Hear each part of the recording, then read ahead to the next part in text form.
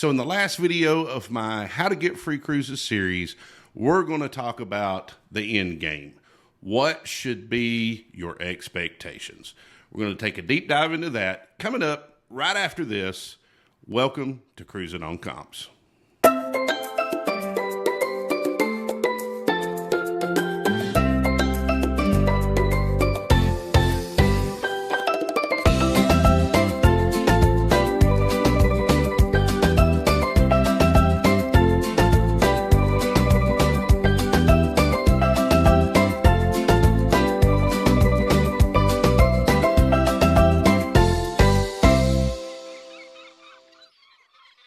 Hello everybody and welcome back to the channel. If you're new here, my name is Chris. This is Cruising on Comps. And today, let's talk about expectations. I have a channel. It's called Cruising on Comps. It's about cruising on complimentary offers from the casino. And as a result of that, I have had the opportunity to see several comments, answer those comments, get emails, have face-to-face conversations with people while I'm on a cruise regarding this entire process and what my approach to it is and what people's expectations should be if they're looking to try to gamble on a cruise in order to get a free cruise. The first thing I want to say is my results and your results are going to be different. That's just the nature of gambling. And that is why when somebody asks me, how much do I need to gamble in order to get a free cruise? I tell them there is not a correct answer to that question because there just isn't. There's too much variance in gambling. If you and I have the same budget and we sit down next to each other and play the exact same machine, we're going to have two vastly different outcomes, most likely, just because of the nature of how gambling works. What my objective is with this channel is to try to show my approach and give some insight in how I navigate this situation and what it's done for me personally. But you should never go in with the expectation of, well, that's what happened with Chris, so that's also what's going to happen with me, because there's too much variance involved in order to be able to guarantee anything like that. What I can do, though, is talk about the process of gambling, my approach to it, how the system works, how slot machines work, et cetera, and really just more than anything, try to provide some education on how this entire system is put together and how you can use that information to try to maximize your value to the casino in their eyes based off of the formulas that they use in order to evaluate players. So that would be the first answer I would give as far as what should be your expectation. Your expectation should not be to have the same results that I have. Because it just, again, there's just too much variance. What I will say, though, is educate yourself. And there are many channels other than mine that go in depth on how gambling actually works. And I really try to put a focus on that because I think a lot of the myths that surround gambling, unfortunately, are feeding the trappings of gambling. The gambling industry understands and knows all of the things that people think about gambling, and they exploit that. There's just no way around it. That's what happens. They know that there are people that see the fat pigs or the full, pots of coins and think that's about to pop. And that's not what that represents. And if you look into the rules of those games, you'll see that it means nothing. But they design, or the manufacturers are designing these machines to feed that myth in the head of most gamblers that that's what that means. And they're going to sit down and they're going to dump a lot more money in that machine than they probably should most of the time, because there's that thought process of it's about to happen, it's about to happen, it's about to happen. When the reality of a slot machine is what has happened has zero bearing on what will happen. It's one spin is completely independent of another spin. Once you have that information and then you understand the process, you can figure out an approach to that process to present yourself to the casino in the highest way possible in order to extract as much value as you possibly can based off of whatever your gambling budget may be.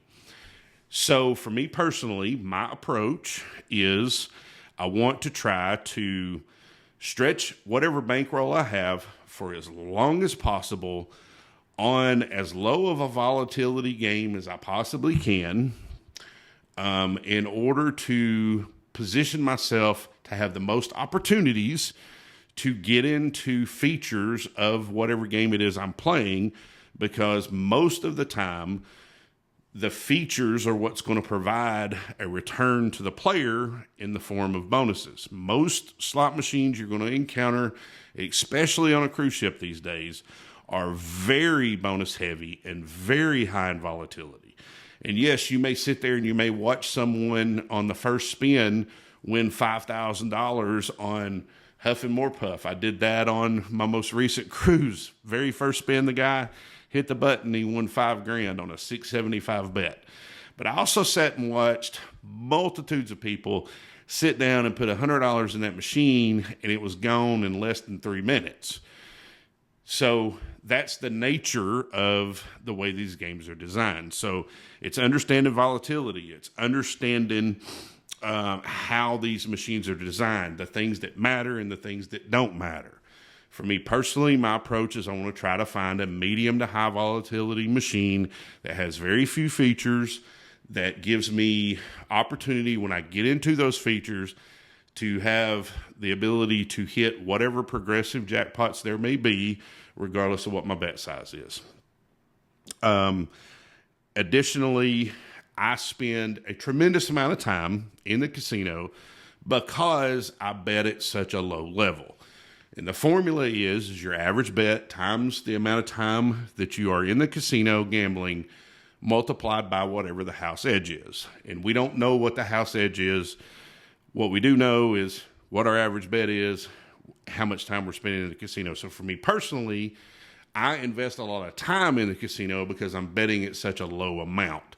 But the reason I'm betting at such a low amount is because I will get more spins with my bankroll than if I'm betting at a higher amount. And the more spins I have, the more opportunity theoretically is presented for me to get into those feature situations, which hopefully will supplement my bankroll and allow me to stretch it even longer.